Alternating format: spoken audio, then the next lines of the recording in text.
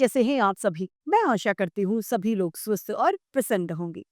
आज हम हमारा पाठ एक बूंद को पढ़ेंगे और समझेंगे। आइए शुरू करते हैं इस पाठ को। यह है पाठ 9 एक बूंद। इस पाठ को हम सभी एक कविता के माध्यम से पढ़ेंगे। आइए शुरू करते हैं। ज्यों निकलकर बादलों की गोद से थी अभी एक बूंद कुछ आगे बढ़ी। जो मतलब जैसे ही निकलकर बादलों की गोद से, बूंद कहाँ होती है? आसमान में, बादलों की गोदी में। जब बादलों की गोदी से बूंद निकलती है तो वो अभी थोड़ा से ही कुछ आगे निकली थी। सोचने फिर यही जी में लगी, आह क्यों घर छोड़कर मैं यूं कढ़ी। फिर वो अपने मन में बार बार ये बात सोच रही थी। जी यानी अपने मन में सोच रही थी कि क्यों घर छोड़कर मैं यहाँ पर चली हूँ। कढ़ी मतलब निकली या फिर चलना। देव मेरे भाग्य में है क्या बदा, मैं बचूंगी या मिलूंगी धूल में।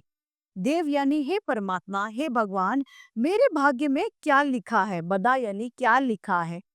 मैं बचूंगी या फिर मिट्टी में मिलकर नष्ट हो जाऊंगी, या जलूंगी फिर अंगारे पर किसी, चू पड़ूंगी या कमल के फूल में।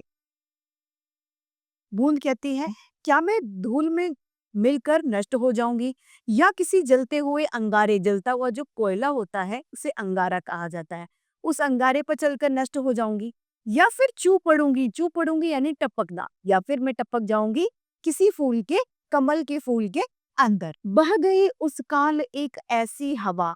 उसी समय, उस काल में यानी उस समय में एक ऐसी हवा बह गई, वह समुंदर की ओर आई अनमनी। वह समुंदर की तरफ चली गई और कैसी? अनमनी यानी जो बिना इच्छा वाली थी।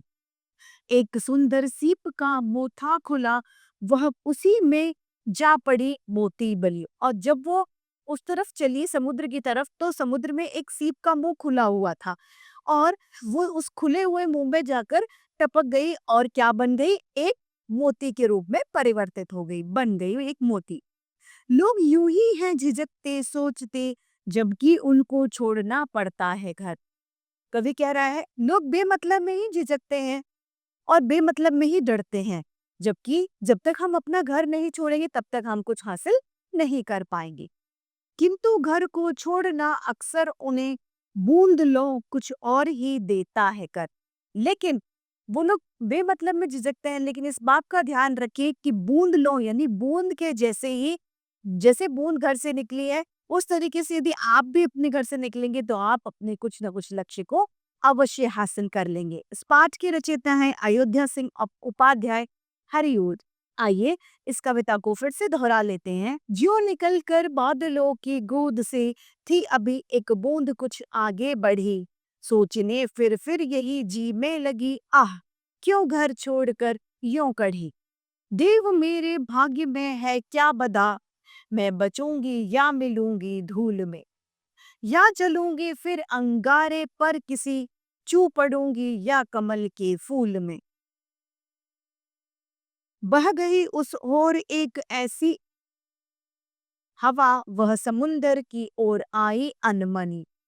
एक सुंदर सीप का मुंह था खुला, वह उसी में जा पड़ी मोती बनी।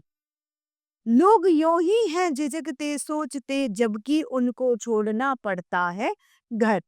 किंतु घर को छोड़ना अक्सर उन्हें बूंद लो कुछ और ही देता है कर। तो इसी के साथ हमारा ये सुंदर सा पाठ समाप्त होता है और उम्मीद करती हूँ सभी को ये समझ में आया होगा। आज के लिए इतना ही, फिर मिलते हैं। धन्यवाद।